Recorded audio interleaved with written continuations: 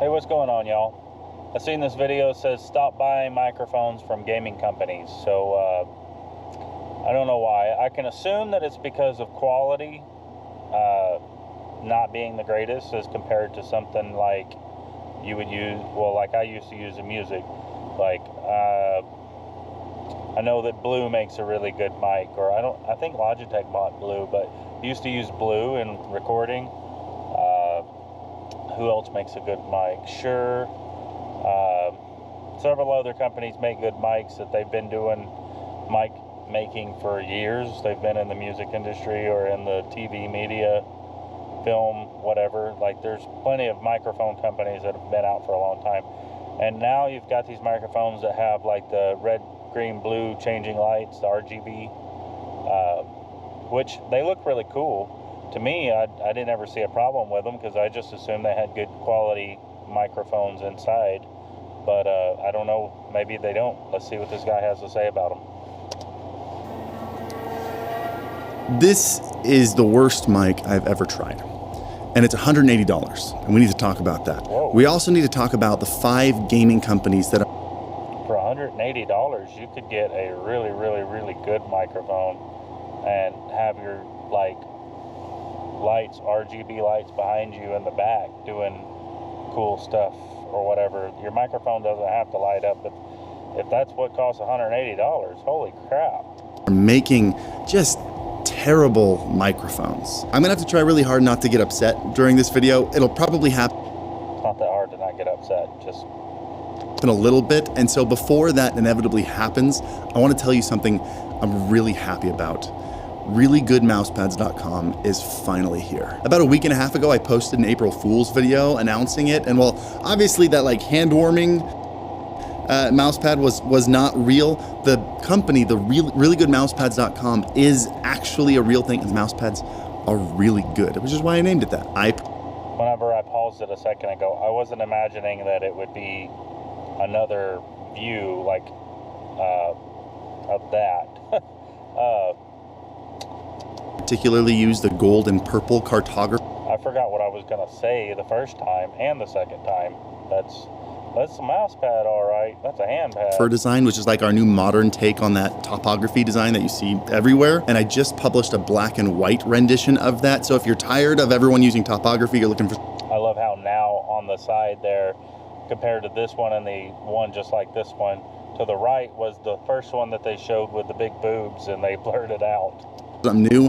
This is a great clean design. So if you've been looking to spice up your battle station, get your setup looking a little bit cleaner, go to reallygoodmousepads.com. Thanks for letting me share that with you. But now back to... That was a sponsor. Okay. Y'all won't see sponsors on this channel for a long time probably because I don't know. I don't have any sponsors. the ROG Carnix. This... Well, you'll see sponsors, just not from me.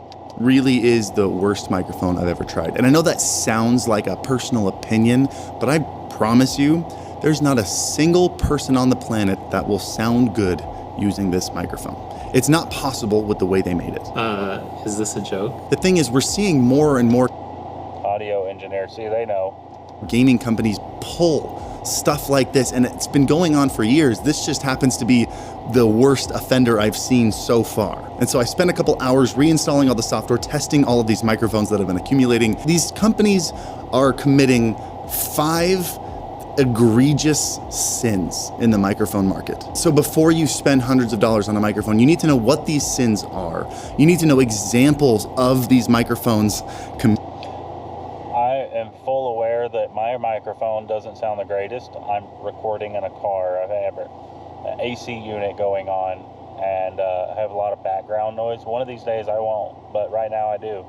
And I'm just using the mic on the GoPro here, so I know that I don't have the greatest quality. If I had a microphone, I wouldn't buy one of those. They probably sound better than what I have going on here, so I'll give them that much. Committing these sins. And then of course I will give you suggestions on microphones you should look at instead if you're looking for a gaming, streaming, content creation microphone. Cool? Cool. These are all mics from gaming companies that you recognize. We've got ROG, Razer, HyperX, SteelSeries, and Logitech. These 3 are my... I think Logitech bought Blue. Blue has always been really good microphones. So if they're putting the quality of Blue inside the Logitech microphones, might not be so bad now. I don't know where that's going with that. I don't think they have all the flashy color changing stuff, but I don't know. I gotta look it up. Maybe I could be wrong, but I think I've seen something where Logitech bought them. Microphones from companies that specialize in audio and content creation. We've got Rode, Elgato, and Beacon. Rode is a really, really good microphone, no matter which way you look at it. I don't know the other two. And just for the context of the video, as I refer to these, I'm just going to call these the big three. Just because, in my opinion, these are the three companies that have done this the most right. Okay, so let's jump into those 5 cardinal sins. And let's start from the least offensive to downright, really not good. Very first sin on this list is lacking features and cutting corners. As time goes on and these gaming companies continue to release microphones, it doesn't seem like they're adding new features to enhance the experience. It seems... How many features do you need on a microphone, honestly? Like, you shouldn't need that many features. It's there to do one job. A lot of your stuff should be in the processing, not necessarily in the microphone features itself. I mean, a good dynamic mic. Like they're cutting them out to save on cost. For example, none of these 5 microphones have as decent of a mixing software, a mixing suite, as the one that Elgato released 4 years ago. They've either got really simple ones, like Logitech just released their mix line, which it's not the same. It's fine, but it's like 20% of what Wavelink does from Elgato. The SteelSeries released Sonar, which I reviewed, and from the surface it looked fine, but then I saw a bunch of comments saying this actually tanked their PC's performance. Very few of these have any kind of decent VSTs or audio plugins like EQ and compression that make a big difference. And even some of the bare minimum features are being cut out, like Logitech's newest Blue Yeti GX doesn't have a headphone jack, which is fine for microphones like $50 and cheaper, but for this is like $120, $130. This is a full feature microphone and it doesn't have a headphone jack. Once again, how many features do you need from a microphone? It's there to do one job, and it's to pick up your audio. So I don't get his point on that. Like, I feel like your headphones should be linked into your system differently than with the through the mic. I don't get that. And I just can't think of any reason to cut out such a widely used and convenient feature. I wouldn't want headphone jack on microphone anyway, because I wouldn't want any little movement like a cord pulling or anything like that. Like, I don't want any chance of bumping the microphone, because y'all know what that sounds like. Like, it doesn't sound good whenever you're pulling on the microphone. It just... Other than to save costs. I mean, it'd be one thing if all these microphones were cheaper microphones, but most of these are more expensive than the fully featured Elgato Wave 3. This is the Wave 1, they don't sell that anymore. I just realized. Sin number 2 is one that never gets talked about, but it frustrates me a lot. And I have gotten in trouble with brands for calling them out for this. And it's that they seem to release products that add zero value to the market, don't do anything new. And I need to hit on that one hard, but I'm gonna say it again. It's got one job. Anything else is a plus. Like, buy what you want and don't complain about what it doesn't have. Speaking of providing value, I need to thank the sponsor of today's video, Owned Pro. If you've watched this channel for a while, you know the name Owned.tv, but they just released a brand new scheme. You can actually separate the foreground from the background. Really simple, fun widgets to it. Also, that link helps support the channel, so if you click it, thank you. Let's jump back into sin number 2. Let's talk about providing value for the market. This ROG mic is a prime example of this. It is a USB mic with very few features that does absolutely nothing new. And it even looks and behaves a lot like the HyperX mic. So you have to ask the question, why did you make this? What value did you provide the market other than just releasing another microphone that ROG fans will pay you money for? I don't know. Why do people buy the same phone every year? iPhone. whole rant on Elgato's new Mixline server that they released, their mixing software for their mics, and I think you don't mean to call them out too, because I'm a Samsung guy, but Samsung's getting to be the same way. So Samsung. understand the point. Like, it's cool that they did it, and I know it's in beta, but like it has missing features that make it unusable. It does 20% of what Elgato Wavelink does. It does 10% of what the Beacon software does. Like, why even release that? Why? You do know that you can get a system where you can hook any microphone you want into it, and you can use any program you want to process that audio, right? There is that ability. You don't have to have an all-in-one system where it's the same microphone and the same software for that microphone. There's other ways. Why bother making it? Do something new, provide new value. Stop throwing mediocre things at gamers hoping they won't know any better and they'll make you a quick buck. Okay, hold on, let's bring it back. This is an important video. I'm not here to get angry. This has just been, it's been like 3 days of research getting more and more frustrated. I don't know why he's so frustrated. He's got the money to buy all these microphones, and a lot of us don't. So, some people would just be happy with a cheap microphone that doesn't sound like rattling around in a trash can, and it's got some RGB lights on there. I mean, just honestly. Okay, let's move on to sin number 3. And it's just gonna keep getting worse. One of the biggest problems with gaming companies trying to make audio devices is they underestimate how difficult and nuanced audio is, and they end up either not adding features or adding bad features that make the device breakable. And I don't mean physically breakable. This is actually a pretty solid piece of machinery here. I mean, Oh, he's got something positive to say.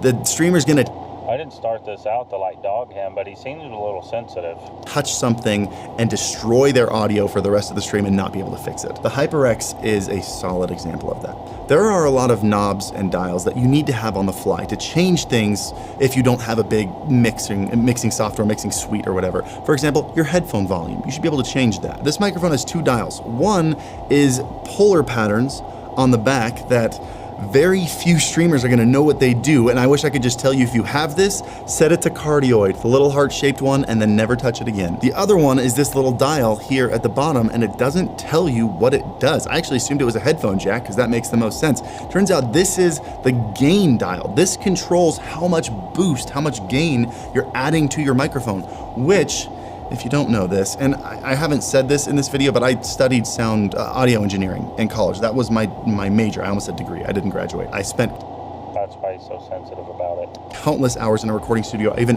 own a recording studio in my home. Gain is something that you set once. You dial in once for your specific use and your specific voice, and then you never. I was fixed to say for your voice, because if you have anything else come on to your stream or whatever you're doing, anybody else, it changes it, because the quality of their audio might sound different, because they might not project their voice as well as you do, or they might project it better, and it might be blowing out the gain levels on it. So touch again, because if you move it, it's very hard to get it back to the right place just right. This is right front and center, and it's a really loose dial, and there aren't even any markers across like 2/3 of the entire dial. So if you bump this, you are never getting your gain back to where it needs to be. I've said in almost every gaming interface video, stop putting the gain dials somewhere you can bump them. I get that you want to make it plug and play so you can adjust the gain without having to go into software, but do what SteelSeries did, put it on the back so you can dial it in and then never accidentally touch it again. Razer's Synapse mixing software is another terrible offender of this. There are 2 faders, 2 sliders in the app that both control the headphone volume. They both do the exact same thing, but you can move them independently, and they're on 2 different pages of the app. So you can adjust one on one page. Let's say you turned it down kind of low, and then you went into the main app and you cranked it up to 100, and you're like, why is it still so quiet? It's because the other fader is turned low. They should be the same fader. I did a video on that exact problem 2.5 years ago, and I want you to just remember that for sin number 5, because we're gonna get back to that exact thing. Sin number 4 comes from the simple fact that the big 3 are audio companies with audio expertise, and the other 5 are gaming companies with no audio expertise. This causes them to make terrible decisions on how an audio device functions, and probably most importantly, when they make those mistakes, they don't recognize how big of a problem they really are. I did a whole video on the SteelSeries mic and one of those mistakes that they made that basically ruined the mic. And I'll link to that video if you want more detail, but the ROG actually made that same exact mistake, but 100 times worse. Look, most people aren't trying to get like studio quality sound out of their microphone. They just want something that doesn't sound garbage. So, like, I don't think that these companies are necessarily trying to appease everybody. I think that there's different price ranges for different things. Like, obviously an audio engineer, I guarantee you the microphone he's using, probably it might be one on the table, but I'm gonna guess it's not even one that he's got on the table. I'm betting it's something else, because he's actually got good quality audio. So I don't know.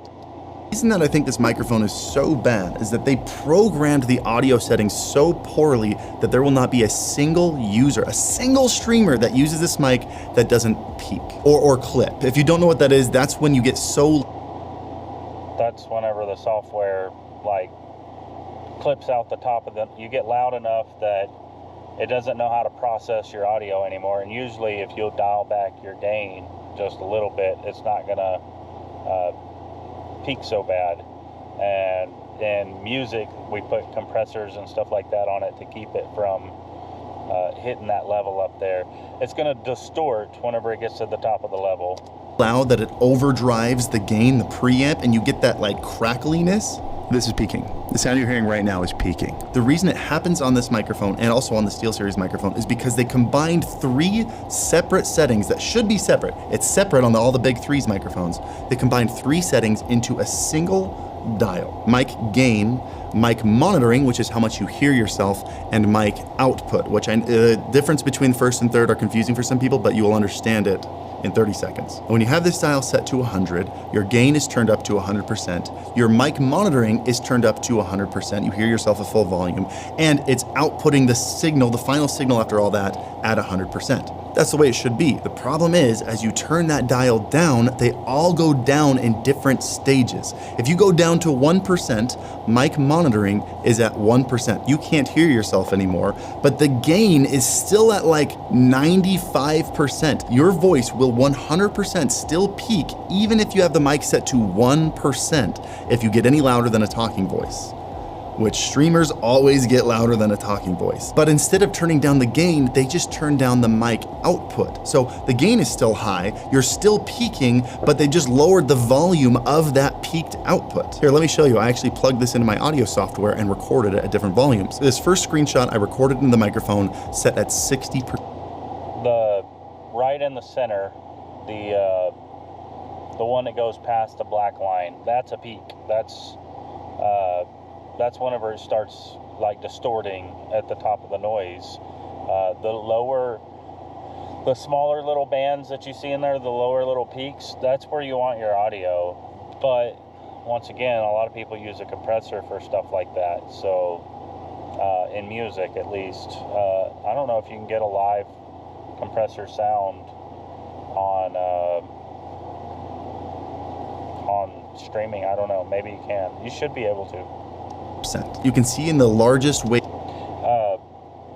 Yeah, right there where I pointed out. But the circle to the right, the red circle, top and bottom, those lines past the black, those are like the top of the top peak. The other two, they are peaked, but they're not like distorted peaked yet. I mean, unless, I don't know, maybe they are on his system, but they shouldn't be. They're below the threshold. But my advice is to just get a dynamic mic and an external MIDI input into your PC, and use your own software, use whatever mic you find to be the best, and you can use a small mixing board to mix all this stuff in. You don't have to have it all in one mic.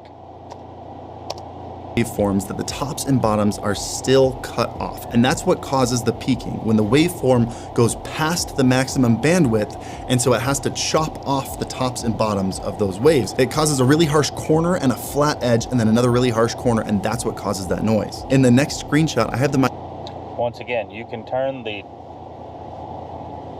gain down and it won't do that.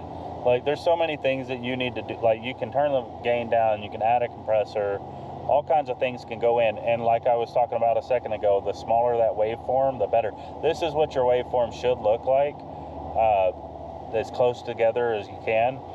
But somebody that doesn't, I mean, maybe to him, like I said, the other microphone probably sounds like rattling around in a trash can, but you can get okay sound. Use what you got. Not everybody can afford a $200 mic. If they're getting these other microphones for $50 off of Amazon, it's got to sound way better than what I've got going on here. It's got to sound way better. I mean, I don't have any filtering.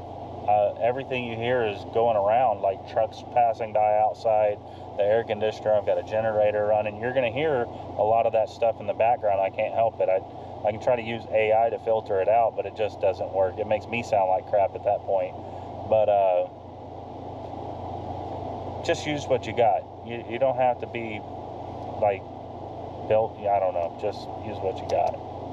Turned down to 1%. There should not be a signal at this point, but you can see, even though the wave is smaller, the tops and bottoms are still chopped. What's happening here is the gain is only turned down to about 95%. The wave is still too large and it's still peaking and getting chopped off. And then to make it sound like they're turning it down, they just shrunk down that clipped audio wave. That's the difference between gain and output. It's still, the gain is still up there, it's still clipping, then they just lowered the volume of that clipped shot instead of turning down the gain. And what's worse is that I could no longer hear myself because the mic monitoring had gone all the way down to 1%. So everybody... Okay, so maybe that one microphone is crap, but I don't know. Like, I think that he's also being a little extra sensitive because he's an audio engineer, apparently. But not everybody's an audio engineer, and maybe that microphone test where he did a second ago and he's like, this is clipping. Maybe that sounds okay to some people. Maybe that's better than the alternative. So using the mic is gonna think that their mic is really quiet and they're gonna crank it back up and it's gonna ruin everything. Even if they don't wanna hear themselves, it is impossible to not clip on this because the lowest you can get the gain to be is like 95% gain. I was in so much disbelief that this is a product that ROG shipped, that everybody at ROG tried it and said, yep, this is good enough for us. I was worried I did something wrong. And so I had my audio engineer friend, the guy who actually graduated the degree I didn't graduate from, he tested it. This is what he said. Is this a joke? It's always clipping. And then I thought, well, maybe they sent me a bad one. Here are 3 reasons why I know they didn't send me a bad one. First, I sent this very detailed feedback back to them. I let them know, hey, these are the problems I'm experiencing. And if this was a bad mic, they would have said, oh my gosh, that shouldn't be happening. We must have sent you a bugged unit. Let us replace it for you. And instead, I got, all right, well, thanks for the feedback. I mean, I didn't get a direct quote from them, but that was essentially what I got. Cool, thanks, bud. And 2, I was up till 4 in the morning last night watching every single review on this microphone. And every single YouTuber that talked about it, even though they didn't mention that problem, every single one of them clipped at some point in their video. There's not a single review of this microphone without clipping happening. But the worst example of all this is that in ROG's own video, their own showcase where ROG employees use the microphone in a YouTube video, the ROG employee shows the software and says, I like to turn it down to 3%. And he makes some dumb excuse. He says, like, it's because I like the mic really close to my face. Microphone. I was actually just getting ready to say before another way to get rid of the clipping, having to worry about the gain, is to be a little further back from your microphone. If it's turned up, it's going to pick up. It's going to be hot. It's going to, pick up your sound a lot easier from a further distance. But it's also going to catch more background noise being up higher, turned up higher. But I mean, maybe don't buy that microphone. But to call them all shitty microphones, I don't think that's the solution either. I mean, everybody's got their own price range they can afford. If they're trying to price them, I don't know what the prices on them are. So if they're trying to price them at the same price as, let's say, a Rode, then no, don't buy it. But like if you're trying to buy it for the pretty colors and that's more important to you than the quality, then don't, buy whatever you want to buy. But to just shit on it because I don't know, maybe, like I said earlier, it could be better than the alternative. Are supposed to be close to your face. You shouldn't have to turn the mic down to They're not supposed to be that close to your face. You're supposed to be 6 to 8 inches from the microphone. You're not supposed to be like right up on the microphone, and you're not supposed to be like 2 foot from the microphone either. 3% just to talk to it 4 inches away in a normal talking voice. If you're down to 3%, I shouldn't be able to hear you. And that's the most frustrating one, because that shows that they were aware. They know this is a problem, and they honestly, it might be a problem, but it's only software. Like, software is the only problem. They can fix all that stuff in software. shipped it anyway, which brings us to sin number 5, and it's my least favorite one, and it's the fact that these companies don't care about shipping a good product. I wish I could look back at all these and say, oh, these were just the growing pains, right? The problems with companies making their first microphone, and then they fix it and they make it better. But the thing is, they don't.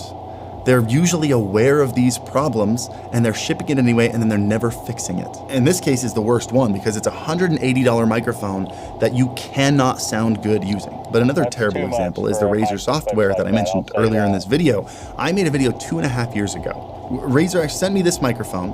I reviewed it, and in the review, I talked about their software and I called it unfinished. I said it's a good start, but there are a lot of bugs, and this shouldn't be working this way. That doesn't make any sense. And this happens when you do this. 2.5 years later, those bugs are still in there. They have no intent on fixing it. I can absolutely accept mistakes. I think the internet has forgotten how to forgive people and how to let people grow. And I think that works for creative people trying to make companies and make really cool products. I think we give them a little bit of patience. But if you released and sold a half-finished product and then 2.5 years later, it's not different, it's not fixed, it shows what your intent was from the beginning, which is we've got this name recognition, we've got this fan base. If we release this thing, this many people will buy it.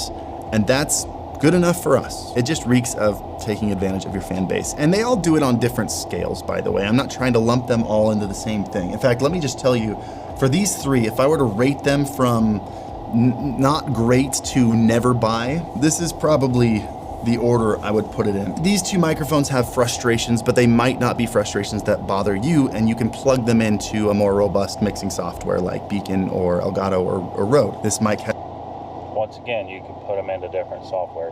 You can put whatever mic you want with your own software.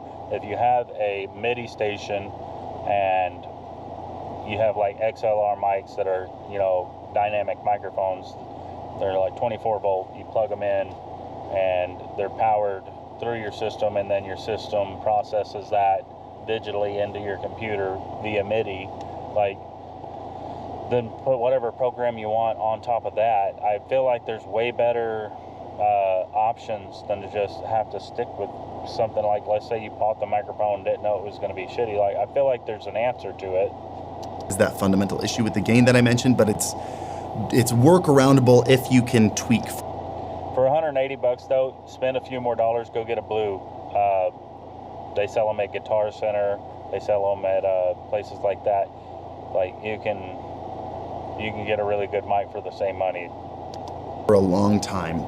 And if you can tweak it, it actually sounds like a good mic. This is an older mic, so this is a V2. They have a V3, I haven't tried it yet, but just the way that Razer's handled their audio software, it shows that they have no intent on actually building a good experience. I would stay away from Razer audio entirely. And this is a completely unusable, expensive microphone. Please nobody buy this microphone. Unless they show that I'm wrong and they want to fix it, which I am totally open to hearing.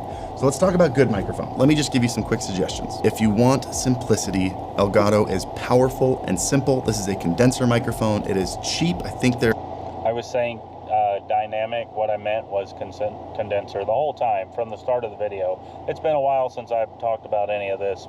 So condenser is the one where you plug it in and it's powered through your system via XLR, and then the MIDI can convert that into a digital signal into your computer. But yeah, I was calling it dynamic. Maybe they're one and the same. I don't know. But they're definitely, it's a way better microphone. Going for less than $130 now. It comes with a powerful but simple audio mixing software called Wavelink. And if you don't like this particular microphone, you can use the Wave XLR and plug whatever microphone you want into it and get that exact same software. This is the other end of the spectrum. Rode makes some really cool stuff. I actually really like their $100 dynamic mic, the Rode Pod mic. It's one of my favorite cheap dynamic microphones. But they've got their Rode Unify software. See, he's calling it dynamic. Maybe one's dynamic and the other one's a condenser. I don't know. It's, like I said, it's been a while. I think dynamic may be your standard microphone. Condenser might be the one that's powered. But condenser microphone normally has way better sound quality. Unify, I always forget which one it is. It's either T or an F. It is more on the pro audio side. Rode is a pro audio software. So if you're familiar with audio mixing and you want something really robust, this is great. Beacon is perfect right in the middle. It's an all-in-one device. It has a lot of the simplicity of Elgato while introducing a ton of really cool, powerful tools. Things like an expander, which you probably don't know what it is, but it's amazing. It's basically a noise gate, but 100 times better. It's got a routing table that's incredibly robust, and all the processing is done on the microphone. So you can not only hear the effects coming out of your headphone jack, but also it doesn't put any of that pressure on your PC to do all that processing for you. Neither of these are particularly cheap for dynamic USB microphones. So another great one is the Deity, I think it's like VO7U or something. That's got a really cool analog limiter in it, so it's harder to peak, and it doesn't have mixing software, but you can pair it with the Wavelink software or the Beacon software, and it's fine. So those are all great microphones. I will link to all of them down below. There's no reason for you to buy any of these. And I would love some solidarity from the gaming community. We need to demand more from these gaming companies. They keep putting out half-finished audio products that are the same price or more expensive than the ones who know what they're doing and care about what they're doing. And look, if you are one of these companies still watching this, you haven't clicked away yet, I'm happy to jump on consulting calls. I've done that for actually many of these companies I'm talking about. A lot of these problems can be fixed if you want to fix them.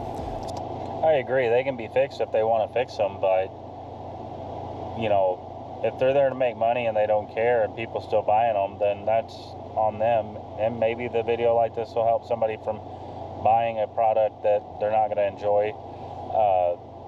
You know, just do your research whenever you buy a microphone. If there's a lot of people saying bad quality, don't buy it. But if it's worth the money that you spend on it and it does what you need to do and you're not that concerned about you know, extra features and stuff like that, then buy what you want to buy.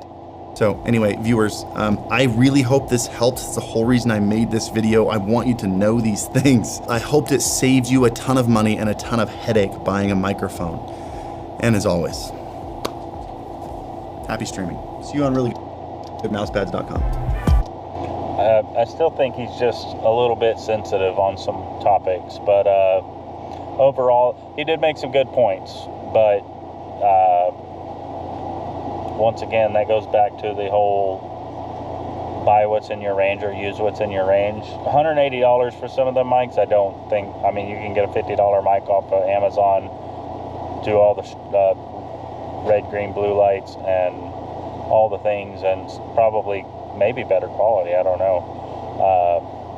But yeah, just here's what I would do. I would go into somewhere that sells music equipment or studio software, studio microphones, stuff like that, and I would talk to the people in there about the best sounding microphones and then tell them what you want to do, and they can probably get you set up with a system that can connect to your computer or whatever. I'm literally not streaming, but recording with a GoPro and a tablet. I don't have some big fancy setup, so that's why my audio is not that great. But if you like this video, give me a thumbs up, subscribe, maybe one of these days I'll be upgraded to my setup at home and have better quality. Till then, keep coming around. I'll try to get better.